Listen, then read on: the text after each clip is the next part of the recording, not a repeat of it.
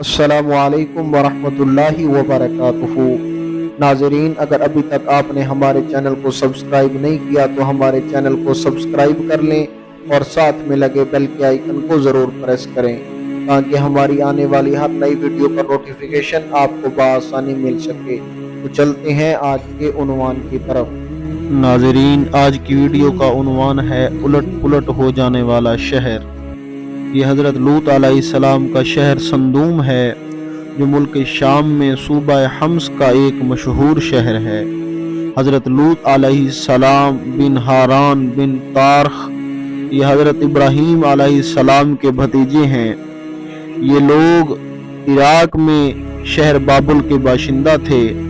پھر حضرت ابراہیم علیہ السلام وہاں سے ہجرت کر کے فلسطین تشریف لے گئے، اور حضرت لوط علیہ السلام ملک شام کے ایک شہر اردن میں مقیم ہو گئے، اور اللہ عز و جل نے آپ کو نبوت عطا فرما کر صدوم والوں کی ہدایت کے لیے بھیج دیا۔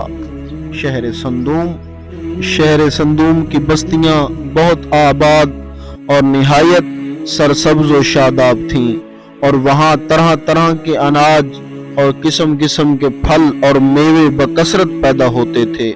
شہر کی خوشحالی کی وجہ سے اکثر جا بجا کے لوگ مہمان بن کر آبادیوں میں آیا کرتے تھے، اور شہر کے لوگوں کو ان مہمانوں کی مہمان نوازی کا بار اٹھانا پڑتا تھا۔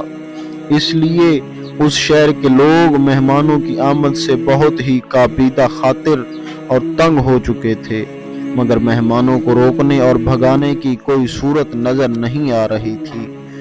اس ماحول میں ابلیس لعین ایک بوڑھے کی صورت میں نمودار ہوا، اور ان لوگوں سے کہنے لگا کہ تم لوگ مہمانوں کی آمد سے نجات چاہتے ہو، تو اس کی یہ تدبیر ہے کہ جب بھی کوئی مہمان تمہاری بستی میں آئے تو تم لوگ زبردستی اس کے ساتھ بدفعلی کرو۔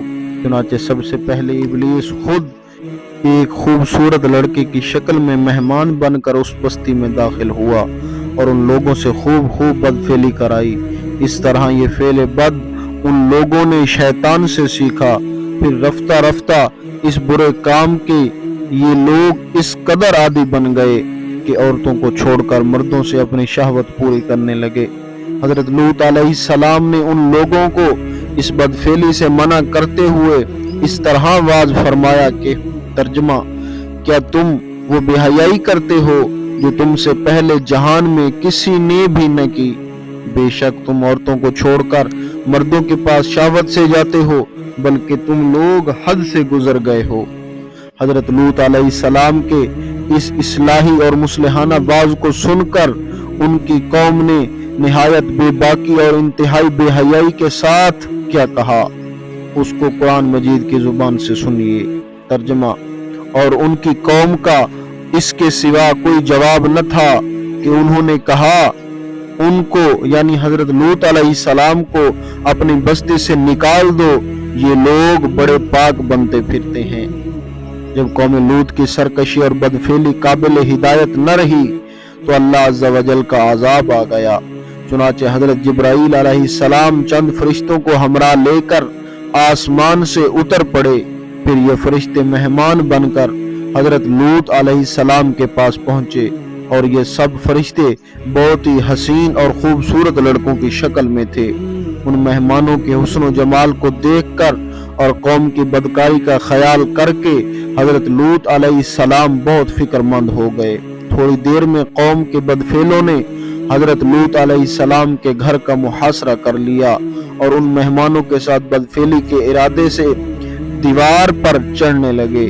حضرت لوط علیہ السلام نے نہایت دل سوزی کے ساتھ ان لوگوں کو سمجھانا اور اس برے کام سے منع کرنا شروع کر دیا، مگر یہ بدفعل اور سرکش قوم اپنے بیہودہ جواب اور برے اقدام سے باز نہ آئی، تو آپ اپنی تنہائی اور مہمانوں کے سامنے رسوائی سے تنگ دل ہو کر غمگین اور رنجیدہ ہو گئے۔ یہ منظر دیکھ کر حضرت جبرائیل علیہ السلام نے فرمایا کہ اے اللہ کے نبی، آپ بالکل ہی فکر نہ کریں، ہم لوگ اللہ عز و جل کے بھیجے ہوئے فرشتے ہیں جو ان بدکاروں پر عذاب لے کر اترے ہیں، لہٰذا آپ مومنین और अपने अहलो अयाल को साथ लेकर सुबह होने से पहले ही इस बस्ती से दूर निकल जाएं और खबरदार कोई शख्स पीछे मुड़कर इस बस्ती की तरफ न देखे, वरना वो भी इस अजाब में गिरफ्तार हो जाएगा।